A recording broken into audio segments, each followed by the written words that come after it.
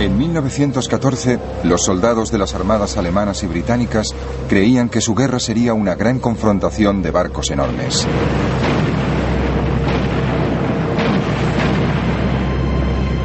Pero en toda la guerra hubo solo un enfrentamiento naval.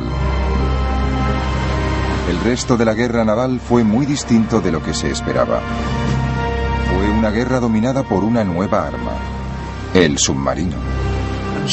Los submarinos eran horribles, muy pequeños y muy vulnerables.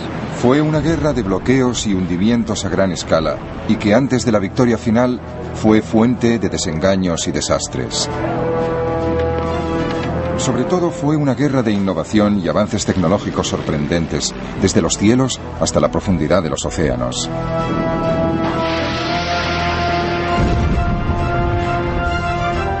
Y ahora, por primera vez, podemos verla tal como ocurrió, en color.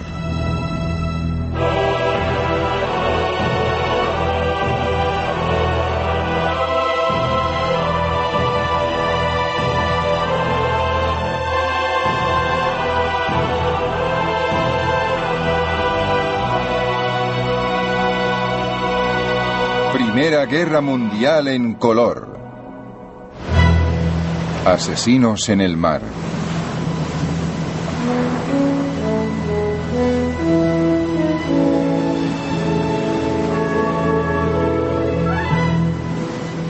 Desde la batalla de Trafalgar, la Armada británica había dominado los mares. Las exhibiciones de antes de la guerra, como la revista de Spithead, servían para mostrar su poder. Recuerdo que asistí a la revista de Spithead y el puerto estaba lleno de barcos de todas clases. Era una maravilla. Nosotros éramos niños y estábamos muy emocionados. Miraras donde miraras, solo había chaquetas azules. Se veían marineros por todas partes. Éramos un país naval en esa época. Gran Bretaña era una isla pequeña que dependía del comercio, y para mantener las rutas comerciales abiertas y seguras necesitaba controlar el mar. Pero en la década anterior a la Primera Guerra Mundial, la supremacía naval británica se enfrentaba con otro desafío. Desde que se había convertido en emperador de Alemania en 1888, el Kaiser Guillermo II estaba decidido a construir un imperio de ultramar para competir con otras naciones europeas. Para lograr su imperio tenía que crear una armada. Las ambiciones del Kaiser y la decisión de Gran Bretaña de mantener la supremacía en el mar llevaron a una carrera armamentística naval muy costosa. La base de esa carrera era un nuevo tipo de nave de guerra diseñada por los británicos, construida por primera vez en 1905. El acorazado. Eran barcos enormes y superaban en armamento a todas las naves anteriores. El acorazado introducía dos cambios fundamentales en la tecnología de los barcos de guerra. Primero, sustituía el armamento principal de 4 cañones por un armamento de 8 o 10 cañones. Y en segundo lugar, introdujo poco a poco los motores de turbinas de gran potencia y aumentó la velocidad de la flota. Eso representaba un salto interestelar en las capacidades del barco, y durante 8 años se sostuvo una carrera contrarreloj para construir barcos cada vez más grandes y más potentes para competir. El almirante Lord Fisher, inventor del acorazado, decía que ante él todas las demás naves perdían importancia. Lo único que importa es el número de acorazados. No importa quién quiera combatir con un acorazado. El acorazado se los traga enteros. Es como un armadillo ante una hormiga. El armadillo saca la lengua y lame las hormigas. Cuando se declaró la guerra en agosto de 1914, Alemania había construido 13 acorazados contra los 21 de Gran Bretaña. Los marinos de ambos bandos estaban deseando poner a prueba sus nuevas armas. Hay un gran entusiasmo y llegan reclutas cada día. Ojalá la flota alemana salga al mar. La borraríamos del mapa en 2 minutos. Fred Bundy era un cadete de 15 años cuando estalló la guerra. Yo sabía que el Kaiser era alguien con quien no debía tratarme y que si tenía ocasión de dispararle, le dispararía.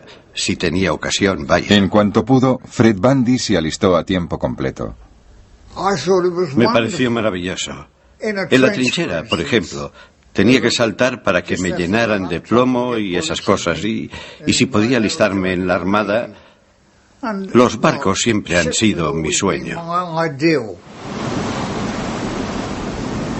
Los alemanes también estaban igual de emocionados. En 1914 el marinero Richard Stumpf esperaba con el resto de la flota alemana de alta mar. La alegría y la emoción no tenían límites y duraron hasta entrada la noche. Lo que tanto habíamos esperado y temido se había hecho realidad. Habíamos construido una armada para luchar contra esos ingleses falsos y traidores. Pero el coste y el prestigio de los acorazados tuvieron un efecto sorprendente. Nadie podía permitirse perder uno. El almirante John Jellicoe, comandante de la gran flota, anclada en la base de Scapa Flow, no quería ni dejarlo salir del puerto.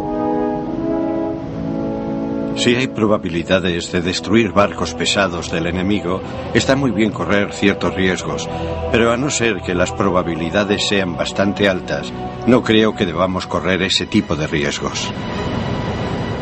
Su miedo principal era que si sacaba esa flota de combate tan carísima al mar y perdía una batalla, es posible que, tal como él decía, perdiera la guerra en una tarde. Así que teníamos dos flotas ancladas en los puertos, en sus cuarteles generales y bases oponiéndose mutuamente, y que en cierto modo estaban en punto muerto porque ni siquiera se hacían a la mar. Tuvieron tanto cuidado que hasta al cabo de 2 años de guerra, las flotas de ambos bandos no se enfrentaron en una batalla de verdad. Mientras los acorazados se quedaban en el puerto, el resto de la Armada Británica se dedicó a matar de hambre a Alemania organizando un bloqueo y cortándoles el comercio con el mundo exterior. Dado que tenían una flota mucho más grande de cruceros y destructores, los británicos pronto se hicieron con el control del Mar del Norte y consiguieron interceptar todos los barcos mercantes de los países neutrales que se dirigían a puertos alemanes. Los británicos sencillamente anclaban el barco neutral en uno de sus puertos y compraban el cargamento para su propio uso. Los neutrales no se disgustaban demasiado. Se reducía el tiempo de viaje, volvían antes a casa y les pagaban todo el cargamento. Nadie se lo tomaba mal, solo los alemanes. Los marineros alemanes tenían que conformarse con ver cómo la superioridad naval permitía a Gran Bretaña habituallarse para la guerra, mientras su país tenía que sufrir. Cuando veíamos la cantidad de barcos que llegaban a Gran Bretaña, cuando veíamos cómo se esforzaba el enemigo en importar desde todos los puntos del planeta los materiales que alimentaban sus energías para luchar contra nosotros, es como si viéramos nuestra sentencia.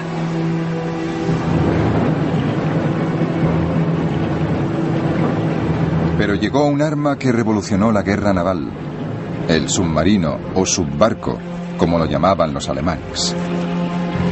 Cuando empezó la guerra, la Armada Británica tenía más submarinos que Alemania. La vida a bordo de un submarino era muy distinta que en un gran barco de guerra. Para mí era claustrofóbico, como se diga. No me gustaba. Me gustaba estar en un sitio de donde pudiera salir. No me gustaba estar encerrado y los submarinos eran horribles, muy pequeños y muy vulnerables. Todos eran voluntarios. Se ganaba un chelín extra cada día. Y no había muchos submarinos, así que tampoco querían muchos voluntarios. Pero más adelante sí hubo más y había que llenarlos. A 1 o 2 no les gustó demasiado, pero tenían que ir. Y cuando los veías después estaban encantados. En los submarinos van todos a una, ¿me entiendes? Aunque tú seas el teniente y yo el fogonero, los dos tenemos que colaborar porque si te dan, tienes que saber lo que se ve en un submarino. Los británicos usaban los submarinos para patrullas de apoyo de la flota de superficie. Los submarinos alemanes tenían un propósito completamente distinto. Se convirtieron en cazadores solitarios y dieron a Alemania la única arma naval realmente eficaz de toda la guerra. Los submarinos se quedaban en la superficie casi todo el tiempo que pasaban solos en el océano, ofreciendo momentos de paz y tranquilidad. Después de una cena excelente con pescado fresco ofrecido por nuestros amigos pescadores, nos gustaba subirnos a la torre para disfrutar de la brisa del norte, de la tarde y de un cigarrillo. Los tonos grises y violetas sustituían el brillo de la puesta de sol, pero la luz duraba un poco más. Bajo el agua, cuando el submarino iba en busca de su presa, la vida era muy diferente. La atmósfera bajo el agua era algo indescriptible. Un golpe tremendo de calor me echó hacia atrás. El termómetro marcaba casi 45 grados. Los hombres estaban sobre los motores con la mínima ropa posible. Y sus caras agotadas y tensas, sucias de gasolina y de grasa, parecían calaveras. En septiembre de 1914, esta nueva amenaza submarina mostró su potencial de destrucción. 3 naves de combate británicas un poco anticuadas, el Aboukir, el Hawk y el Cressy, fueron hundidas en un solo día por un submarino alemán.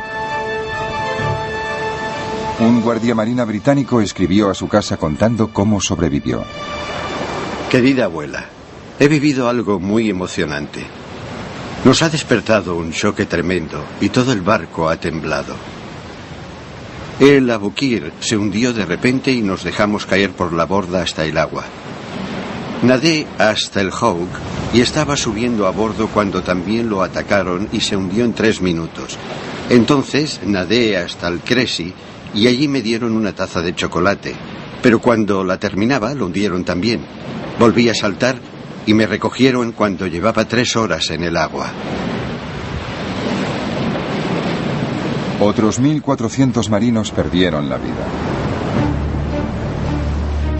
El submarino conseguía acercarse a su objetivo sin ser visto. Pero cuando se trataba de mercantes, el factor sorpresa pasaba de ser una cualidad única a convertirse en un problema legal y diplomático. Según las leyes internacionales, un barco de guerra atacante de cualquier bando debía dar señales de aviso a los mercantes para que se detuvieran, abordarlos e inspeccionar el cargamento. Si el cargamento resultaba ser una ayuda para el enemigo, el atacante estaba obligado a dejar que la tripulación mercante abandonara el barco sana y salva. Solo entonces podían hundirlo. Naturalmente, detener a los barcos y seguir todo el procedimiento robaba a los submarinos todas las ventajas que tenían al atacar barcos mercantes. Era un arma traicionera, un arma indigna de los británicos, como dijo un comentarista británico. Los comandantes de submarinos, frustrados, empezaron a saltarse las reglas, hundiendo barcos mercantes sin previo aviso, pero alegando que sus objetivos transportaban munición o incluso que eran los británicos quienes los hundían y no ellos. La propaganda alemana intentó convencer al mundo que seguían respetando la ley y que incluso remolcaban barcos mercantes hasta un puerto seguro. A principios de 1915, la farsa se acabó. El Kaiser y sus comandantes decidieron dar carta blanca a los submarinos. La guerra en las trincheras del frente occidental estaba en punto muerto. Los alemanes no lograban ningún avance contra los británicos y franceses en tierra. La única forma de avanzar era cortarle a Gran Bretaña las rutas comerciales que le daban la vida. El 22 de febrero, Alemania declaró la guerra submarina sin restricciones.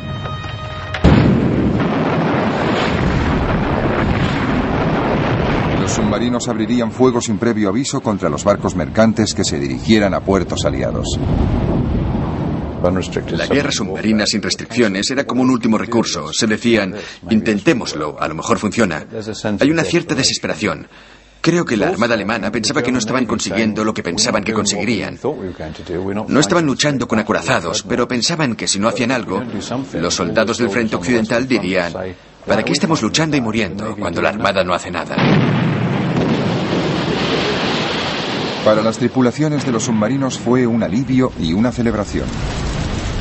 Por fin ha llegado. Se ha declarado la guerra submarina sin restricciones. Nos hemos librado de un peso que hemos cargado desde el día que estalló la guerra.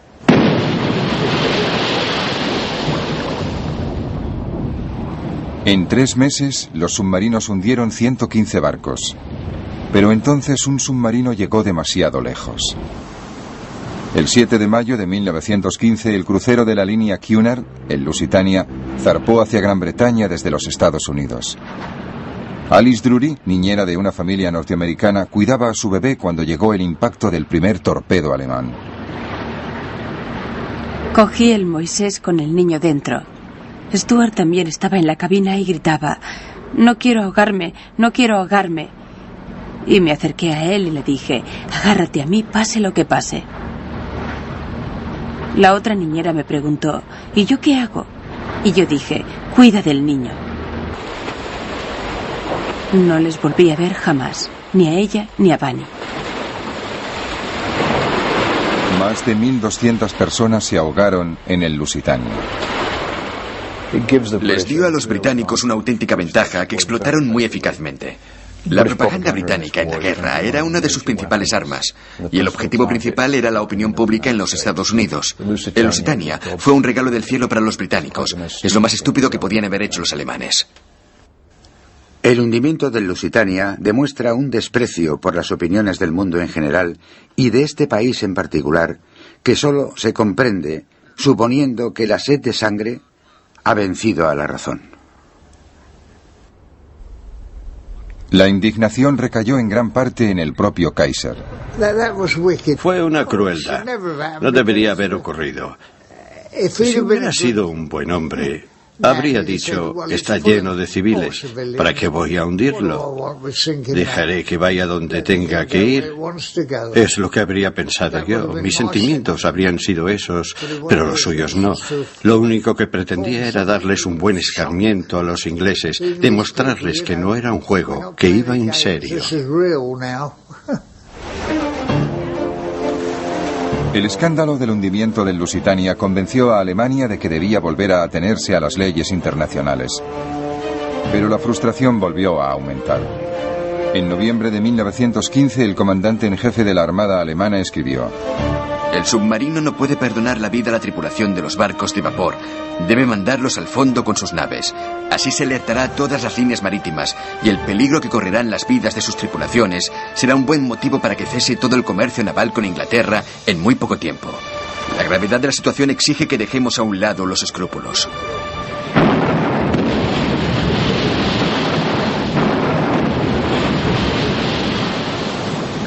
En febrero de 1916 volvió a desatarse la guerra submarina sin restricciones y la indignación también. Tal como se ha demostrado en las últimas semanas, no pueden usarse submarinos contra los barcos mercantes sin violar toda una serie de principios sagrados de justicia y humanidad. Nuestro comercio estaba sujeto a los ataques de un enemigo invisible. Un torpedo podía hundirles antes de que pudieran enviar una llamada de socorro o intentar escapar. Cruceros de línea, vapores mercantes, barcos de pescadores, hombres, mujeres y niños, todos estaban a merced del enemigo invisible. En la primavera de 1916, temiendo que los Estados Unidos se vieran provocados y entraran en la guerra, Alemania dio por acabada su segunda campaña de guerra submarina sin restricciones, durante la cual sus submarinos habían hundido 212 barcos. El bloqueo británico y los submarinos alemanes dominaban la guerra en el Atlántico y en el Mar del Norte. Pero la Armada Británica también participaba en otra campaña muy distinta y desastrosa, a 2.400 kilómetros hacia el este.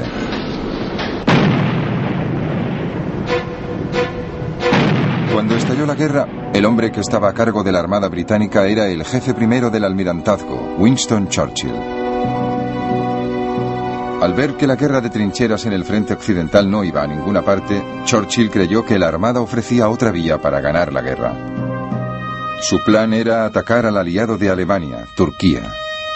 Winston Churchill decidió que un ataque sobre Turquía a través del estrecho de los Dardanelos obligaría a Turquía a retirarse de la guerra, permitiría a Gran Bretaña suministrar armas a Rusia y ayudaría a vencer a Alemania quitándole a sus aliados. El objetivo era emprender una gran maniobra estratégica para ganar la guerra atacando en otro punto. En febrero de 1915, los barcos británicos y franceses empezaron a bombardear las fortalezas turcas que defendían los Dardanelos.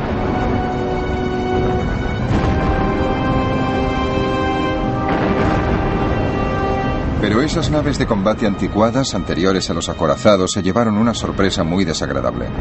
Los turcos habían colocado una fila de minas justo por donde iba a maniobrar la flota aliada, las anticuadas naves de combate francesas y británicas. El resultado fue que se hundieron 3 barcos, se perdieron cientos de vidas y el prestigio británico sufrió un duro golpe.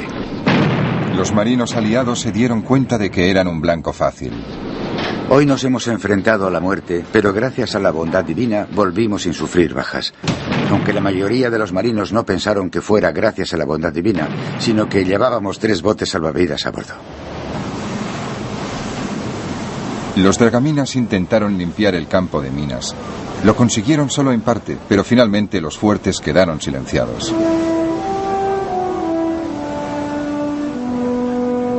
El 25 de abril, un grupo de soldados británicos, franceses, australianos y neozelandeses, conocido como ANZAC, desembarcó en la península de Galípoli. Tengo una gran sensación de miedo y de inseguridad. He comprendido que muchos de los soldados que van a bordo de estos barcos se dirigen a una muerte segura. Me imaginé a cientos de ellos abatidos antes de alcanzar la costa, y luego segados mucho antes de llegar a salir de las playas y alcanzar las posiciones turcas. Los turcos eran unos defensores excelentes y muy bien dirigidos. Tanto los oficiales turcos como los alemanes eran soberbios. Los británicos, la campaña aliada, los franceses también habían mandado muchos hombres. Los franceses, los británicos, los ANZAC, no tenían ninguna posibilidad. La operación en tierra resultó un desastre. En 8 meses, los aliados perdieron a 250.000 hombres, 110.000 muertos y 140.000 heridos.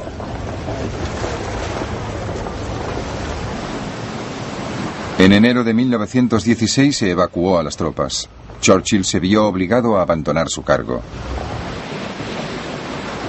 Después del fracaso de la ofensiva de Galípoli, Gran Bretaña y sus aliados no volvieron a intentar ninguna otra gran ofensiva marítima en toda la guerra. Fue la última gran operación anfibia. Eso significa que la lucha se centró en el continente europeo y que todos los combates se libraron en tierra. A diferencia del ejército, parecía que la marina tendría una guerra tranquila. Vigilancias, bloqueos y los detalles de la vida a bordo. No podían traer bastante agua para que se bañaran todos, así que no pudimos bañarnos. Teníamos un barreño de agua y nos la echábamos por encima como los pájaros. Pero los oficiales sí se bañaban y el comandante les ponía una marca negra para que los oficiales jóvenes no se bañaran demasiado. La monótona rutina diaria de guardia, descanso, otra guardia y el único consuelo, el más habitual. Teníamos un corneta que destilaba licores y nosotros íbamos y llenábamos la petaca de ron. Nos pasamos toda la Primera Guerra Mundial tomando ron. Luego cenábamos y había que limpiarlo todo, pero estaba todo sucio y pegajoso. Os digo una cosa. En todos los barcos, hasta en los de combate, había cucarachas y esas cosas. Así que vivías con las cucarachas y para mí, que ellas llevaban una vida más pura que nosotros.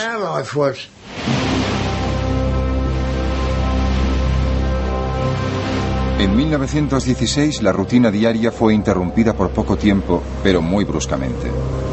Cuando Alemania declaró la segunda campaña de guerra submarina sin restricciones, vio que necesitaba una nueva táctica naval y nombró a un nuevo comandante en jefe de la Armada muy agresivo, el almirante Reinhard von Scheer.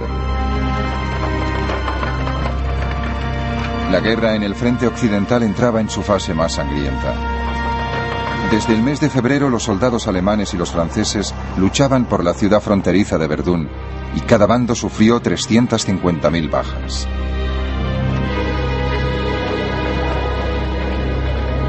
Los comandantes navales alemanes comprendían que no podían quedarse sentados viendo cómo masacraban a sus soldados.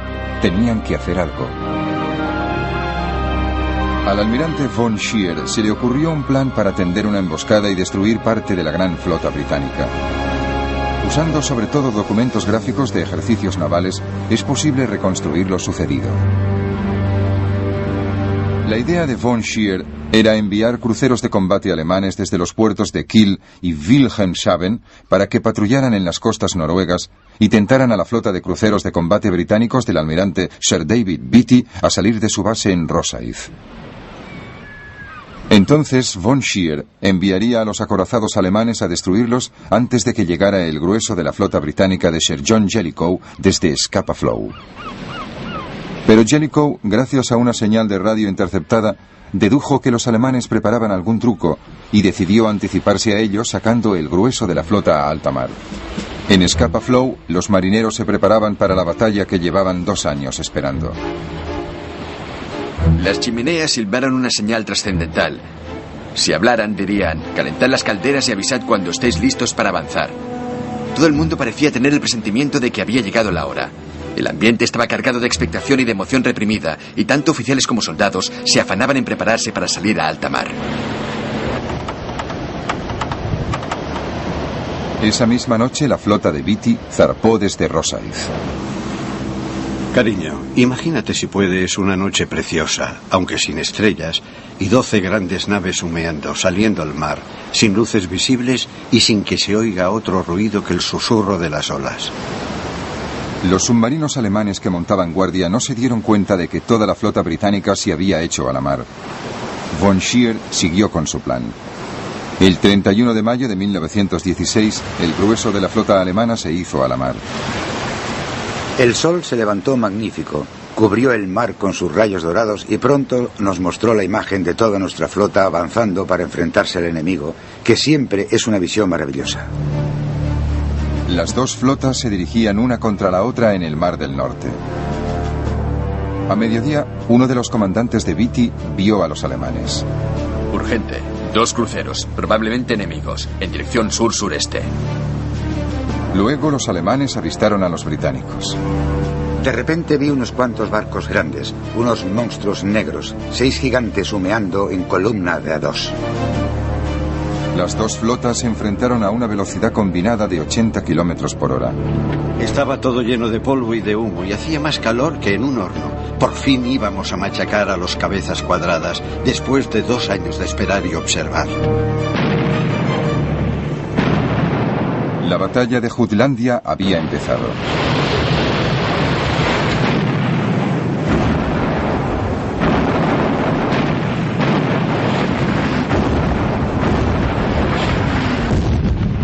La primera parte fue un gran desastre para los británicos.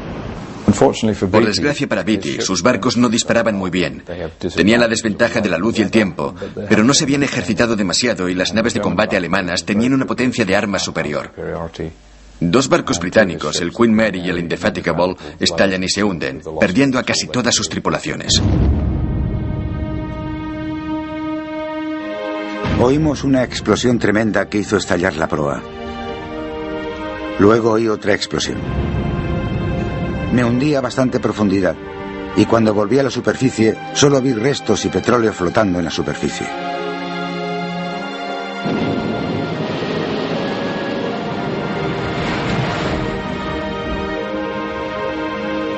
Estaba junto a Sir David Beatty y nos volvimos para ver ese desagradable espectáculo. Se volvió hacia mí y me dijo: parece que hoy están fallando nuestros malditos barcos. El problema no eran los barcos, sino la forma que tenían Beatty y su escuadra de usarlos. La velocidad era lo principal, así que las precauciones de seguridad que se introdujeron, como las puertas que se cerraban y había que abrir, eran un estorbo. Además, habían pasillos cerrados. Un impacto en una torreta podía producir una explosión cuya onda llegaría instantáneamente hasta la Santa Bárbara, donde había 120 toneladas de explosivo listas para estallar. Las consecuencias eran devastadoras. El barco entero estallaba, y eso fue lo que ocurrió con el Infatigable y el Queen Mary. Con sus barcos dañados, Beatty se dirigió hacia el norte para encontrarse con la flota de Jellicoe. Von Scheer lo persiguió. Al cabo de pocas horas, los alemanes se encontraron frente a frente con el grueso de la flota británica. Es un momento trascendental en la vida de cualquiera. Recuerdo que pensé para mí, hemos perdido mucho y más que vamos a perder, pero no nos importa perder lo que haga falta mientras se enfrenten las dos flotas. Y allí empezó la batalla de Jutlandia. Entonces la Marina británica demostró su superioridad.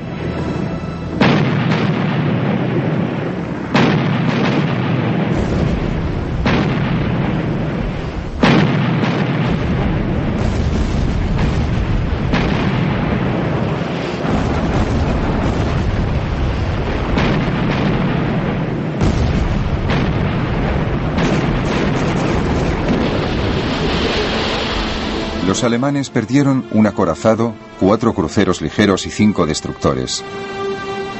Pero los británicos también perdieron otro crucero de combate, el Invincible. De casi 1000 hombres a bordo, solo 6 sobrevivieron. La tripulación de otro barco cercano, el Indomitable, vio cómo se hundía. Los jóvenes oficiales del Indomitable teníamos negros presentimientos desde el día en que zarpamos. Los suboficiales del Invincible subieron a bordo y tuvimos una noche de alegría y diversión. Y ahora, todos duermen en el fondo del mar.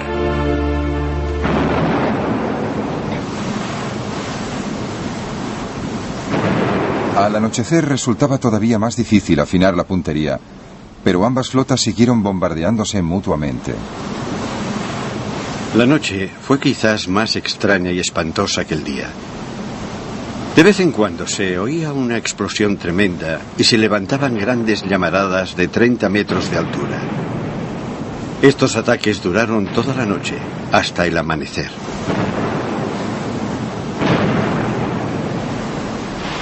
En la oscuridad, la flota alemana huyó hacia su país y escapó sin ser vista.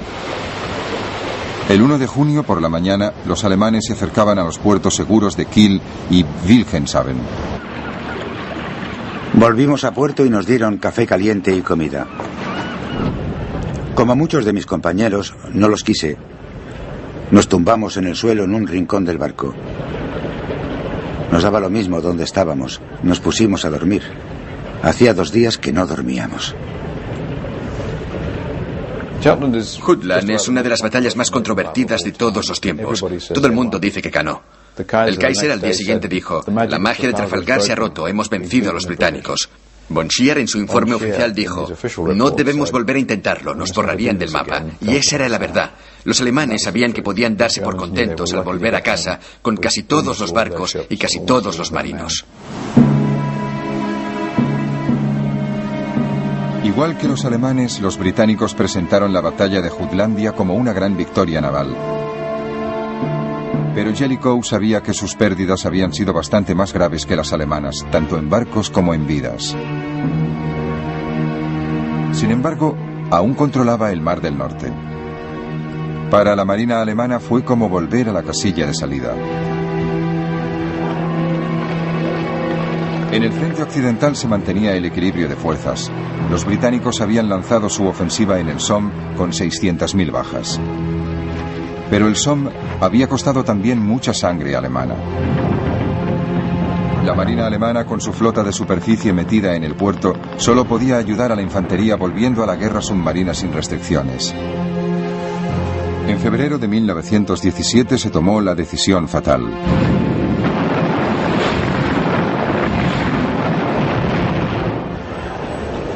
En los Estados Unidos el impacto fue espectacular.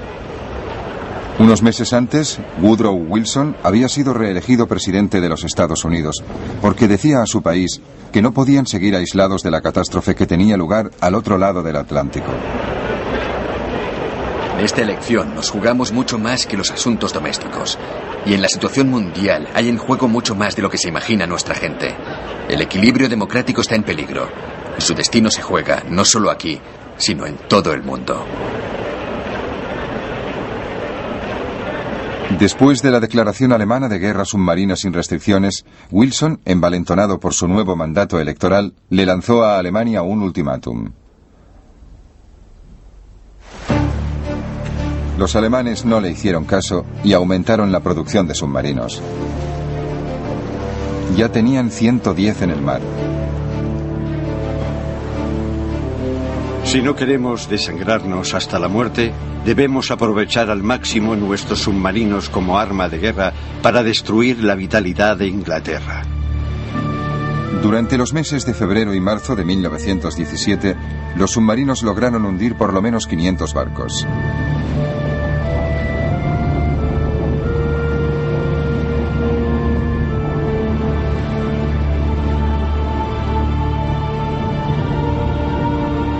El número de barcos mercantes neutrales que llegaban a los puertos británicos y aliados se redujo en un 75%.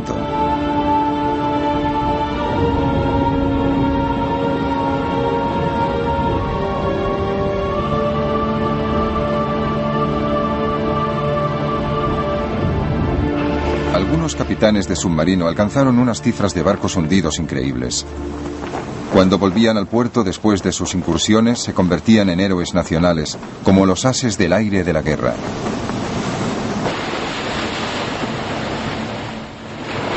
Los alemanes usaron toda clase de trucos propagandísticos para ensalzar como héroes a los capitanes de submarino y a su tripulación. Ondeaban banderas, mostraban emblemas de la cantidad de barcos que habían hundido, hacían reportajes sobre ellos. Les convirtieron en héroes del celuloide. ¿Y este barquito gris que acaba de sumergirse bajo las olas ha logrado todas esas victorias? ¿Es posible? ¿Podríais imaginaros que una nave tan pequeña e insignificante interrumpiera la misión de toda una flota grande y poderosa? Como envidio a los hombres de su tripulación. El éxito de los submarinos alemanes provocó racionamientos de comida en Gran Bretaña. Incluso las tropas del frente occidental tuvieron que apretarse el cinturón. 1917 fue una mala época para los aliados. Pero los Estados Unidos estaban cada vez más cerca de la guerra. La guerra submarina de los alemanes contra el comercio es una guerra contra toda la humanidad. Es una guerra contra todos los países. Debemos defender la democracia en todo el mundo. El 6 de abril, los Estados Unidos por fin declararon la guerra a Alemania. Los británicos recibieron a sus aliados con los brazos abiertos. No se les tenía por extranjeros. No había envidias ni impaciencia al recibir órdenes de un almirante extranjero. Tenían una sola idea: hacer todo lo posible por la causa común, y en consecuencia resultaron una ayuda muy valiosa para el bando aliado. Pero incluso con los norteamericanos a bordo, los aliados seguían sin encontrar la manera de derrotar a los submarinos. Los submarinos alemanes seguían atacando a los barcos británicos. Una táctica que se empleaba era reunir a los mercantes en caravanas escoltadas por barcos de guerra. Pero esa táctica era puramente defensiva. Para atacar a los submarinos antes había que localizarlos. Se empezaron a usar aviones para localizar a los submarinos que, a pesar de todo, tenían que estar casi siempre en la superficie. Los aviones tenían una autonomía de 2.400 kilómetros y podían volar casi 50 horas seguidas.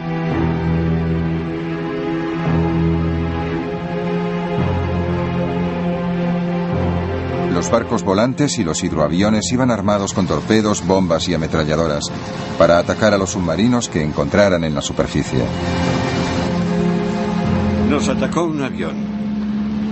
Se acercó a nosotros aprovechando que el sol nos deslumbraba y como tarjeta de visita nos soltó una carga de bombas que podía habernos costado la vida.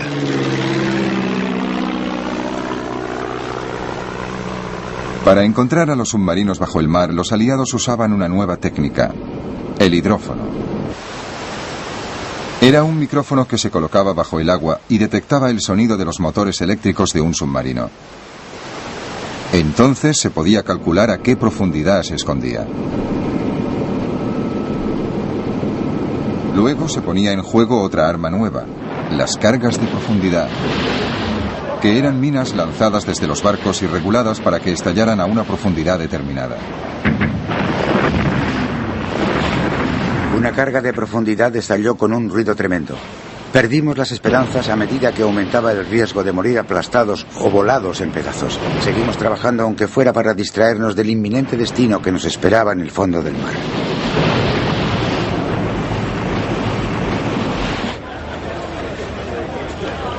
Otra idea británica fue la barrera de Dover, una barrera de redes y minas calculada para detener a los submarinos que atravesaran el canal. Los campos de minas empezaron a proliferar por el Mar del Norte. En 1918 los aliados colocaron 70.000 minas para evitar que los submarinos alemanes pudieran penetrar en el Atlántico. Resulta muy desagradable cuando el barco choca con el cable escondido de una mina. Y la muerte salta y choca contra la quilla.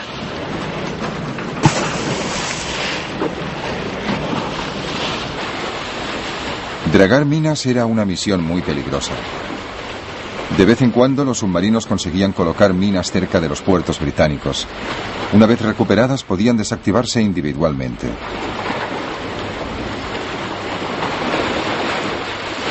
En el mar entró en funciones la figura del dragaminas, que empezaron siendo barcos de pesca de arrastre adaptados.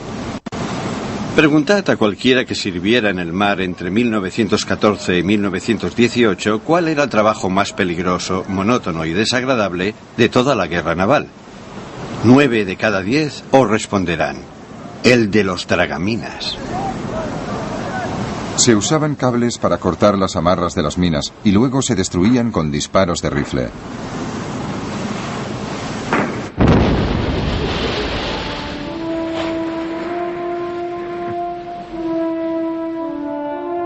Un invento ingenioso era el cebo para submarinos o nave camuflada. No había señales de vida a bordo. Salimos a la superficie.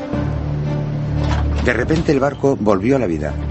Se abrieron las portillas escondidas. Los artilleros se pusieron al cañón de proa, descubrieron otros cañones y nos lanzaron una lluvia de fuego devastadora. Por fin, los británicos intentaron cerrar los puertos de submarinos de la costa belga.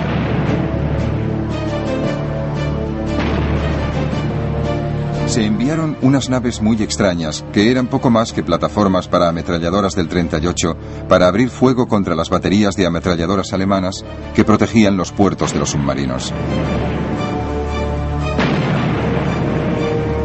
En abril de 1918, los alemanes atacaron el puerto de Zeebrugge. Los aliados hundieron deliberadamente 3 barcos viejos en la entrada del puerto para que los submarinos no pudieran entrar ni salir.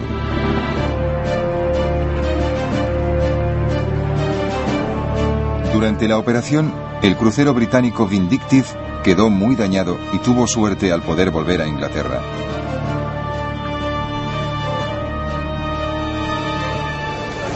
A principios de 1918, esta combinación de estrategias logró controlar la amenaza de los submarinos. Las tropas norteamericanas podían llegar sanas y salvas por el Atlántico hasta Europa. La victoria era inevitable por una simple cuestión de números. Pero los británicos también habían vencido la batalla del bloqueo, en parte por su disposición a aceptar el racionamiento. La carne, la mantequilla y la margarina se convirtieron en lujos, y las patatas eran la dieta diaria.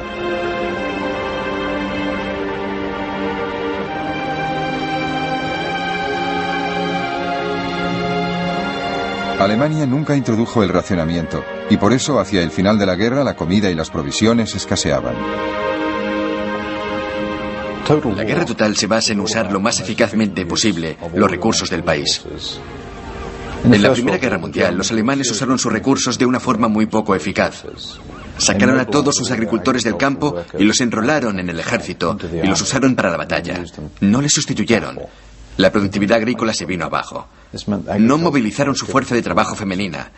Apenas movilizaron ninguna otra fuerza de trabajo disponible. La producción agrícola se vino abajo. Entonces tuvieron que importar comida. El bloqueo británico hizo que no pudieran importar comida. Poco a poco, las raciones de los alemanes se fueron recortando. Y si al principio comían muchas grasas animales, al final vivían solo de nabos.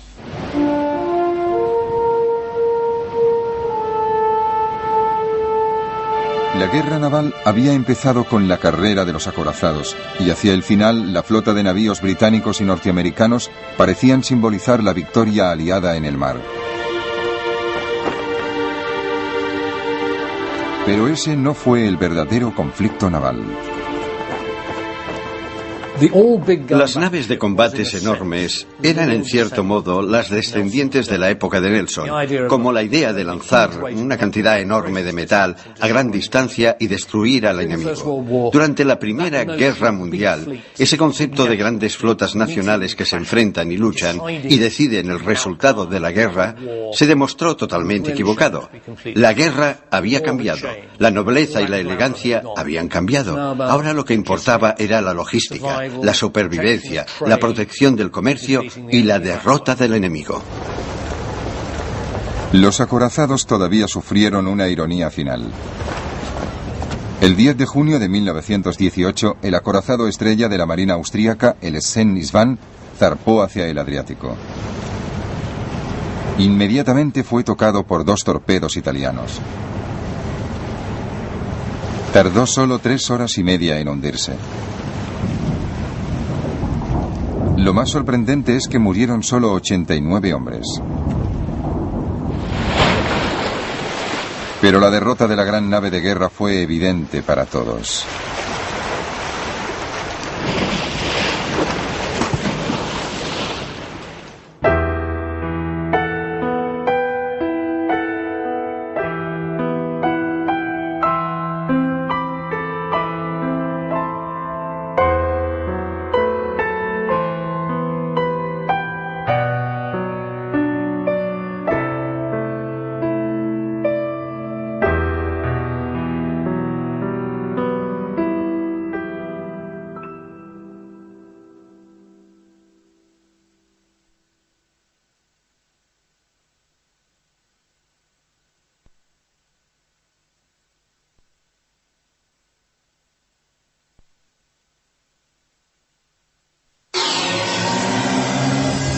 Bundy se alistó a tiempo completo. Me pareció maravilloso. En la trinchera, por ejemplo, tenía que saltar para que me llenaran de plomo y esas cosas. Y si podía alistarme en la armada, los barcos siempre han sido mi sueño. Los alemanes también estaban igual de emocionados. En 1914 el marinero Richard Stumpf esperaba con el resto de la flota alemana de alta mar. La alegría y la emoción no tenían límites y duraron hasta entrada la noche. Lo que tanto habíamos esperado y temido se había hecho realidad. Habíamos construido una armada para luchar contra esos ingleses falsos y traidores. Pero el coste y el prestigio de los acorazados tuvieron un efecto sorprendente. Nadie podía permitirse perder uno.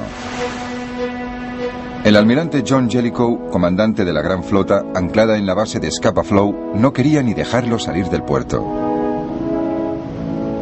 Si hay probabilidades de destruir barcos pesados del enemigo, está muy bien correr ciertos riesgos, pero a no ser que las probabilidades sean bastante altas, no creo que debamos correr ese tipo de riesgos. Su miedo principal era que si sacaba esa flota de combate tan carísima al mar y perdía una batalla, es posible que, tal como él decía, perdiera la guerra en una tarde. Así que teníamos 2 flotas ancladas en los puertos, en sus cuarteles generales y bases oponiéndose mutuamente, y que en cierto modo estaban en punto muerto porque ni siquiera se hacían a la mar. Tuvieron tanto cuidado que hasta al cabo de 2 años de guerra, las flotas de ambos bandos no se enfrentaron en una batalla de verdad. Mientras los acorazados se quedaban en el puerto, el resto de la Armada Británica se dedicó a matar de hambre a Alemania organizando un bloqueo y cortándoles el comercio con el mundo exterior. Dado que tenían una flota mucho más grande de cruceros y destructores, los británicos pronto se hicieron con el control del Mar del Norte y consiguieron interceptar todos los barcos mercantes de los países neutrales que se dirigían a puertos alemanes. Los británicos sencillamente anclaban el barco neutral en uno de sus puertos y compraban el cargamento para su propio uso. Los neutrales no se disgustaban demasiado. Se reducía el tiempo de viaje, volvían antes a casa y les pagaban todo el cargamento. Nadie se lo tomaba mal, solo los alemanes.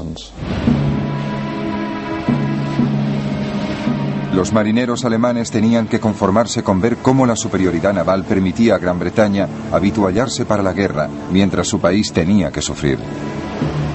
Cuando veíamos la cantidad de barcos que llegaban a Gran Bretaña, cuando veíamos cómo se esforzaba el enemigo en importar desde todos los puntos del planeta los materiales que alimentaban sus energías para luchar contra nosotros, es como si viéramos nuestra sentencia.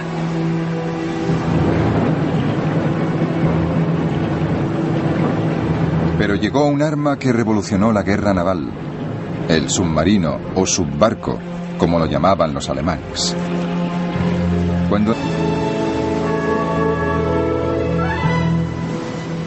Desde la batalla de Trafalgar, la Armada británica había dominado los mares.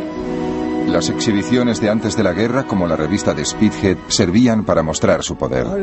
Recuerdo que asistí a la revista de Spithead y el puerto estaba lleno de barcos de todas clases. Era una maravilla. Nosotros éramos niños y estábamos muy emocionados. Miraras donde miraras, solo había chaquetas azules. Se veían marineros por todas partes. Éramos un país naval en esa época. Gran Bretaña era una isla pequeña que dependía del comercio, y para mantener las rutas comerciales abiertas y seguras necesitaba controlar el mar. Pero en la década anterior a la Primera Guerra Mundial, la supremacía naval británica se enfrentaba con otro desafío. Desde que se había convertido en emperador de Alemania en 1888, el Kaiser Guillermo II estaba decidido a construir un imperio de ultramar para competir con otras naciones europeas. Para lograr su imperio tenía que crear una armada. Las ambiciones del Kaiser y la decisión de Gran Bretaña de mantener la supremacía en el mar llevaron a una carrera armamentística naval muy costosa. La base de esa carrera era un nuevo tipo de nave de guerra diseñada por los británicos, construida por primera vez en 1905. El acorazado.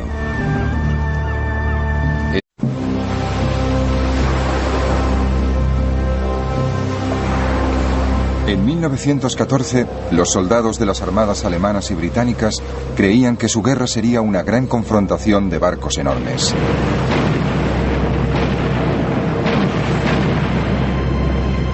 Pero en toda la guerra hubo solo un enfrentamiento naval. El resto de la guerra naval fue muy distinto de lo que se esperaba. Fue una guerra dominada por una nueva arma: el submarino. Los submarinos eran horribles, muy pequeños y muy vulnerables.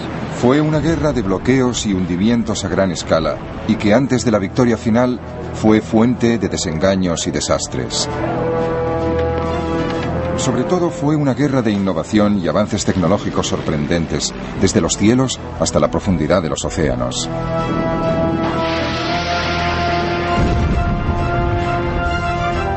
Y ahora, por primera vez, podemos verla tal como ocurrió, en color.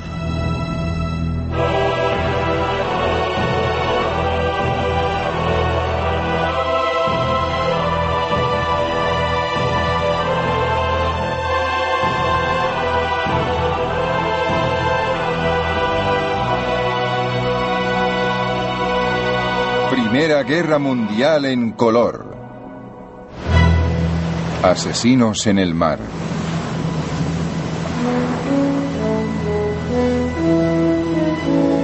Eran barcos enormes y superaban en armamento a todas las naves anteriores. El acorazado introducía dos cambios fundamentales en la tecnología de los barcos de guerra. Primero, sustituía el armamento principal de 4 cañones por un armamento de 8 o 10 cañones. Y en segundo lugar, introdujo poco a poco los motores de turbinas de gran potencia y aumentó la velocidad de la flota. Eso representaba un salto interestelar en las capacidades del barco, y durante 8 años se sostuvo una carrera contrarreloj para construir barcos cada vez más grandes y más potentes para competir. El almirante Lord Fisher, inventor del acorazado, decía que ante él todas las demás naves perdían importancia. Lo único que importa es el número de acorazados. No importa quién quiera combatir con un acorazado. El acorazado se los traga enteros. Es como un armadillo ante una hormiga. El armadillo saca la lengua y lame las hormigas. Cuando se declaró la guerra en agosto de 1914, Alemania había construido 13 acorazados contra los 21 de Gran Bretaña. Los marinos de ambos bandos estaban deseando poner a prueba sus nuevas armas. Hay un gran entusiasmo y llegan reclutas cada día. Ojalá la flota alemana salga al mar. La borraríamos del mapa en 2 minutos. Fred Bundy era un cadete de 15 años cuando estalló la guerra. Yo sabía que el Kaiser era alguien con quien no debía tratarme y que si tenía ocasión de dispararle, le dispararía. Si tenía ocasión, vaya. En cuanto pudo, Fred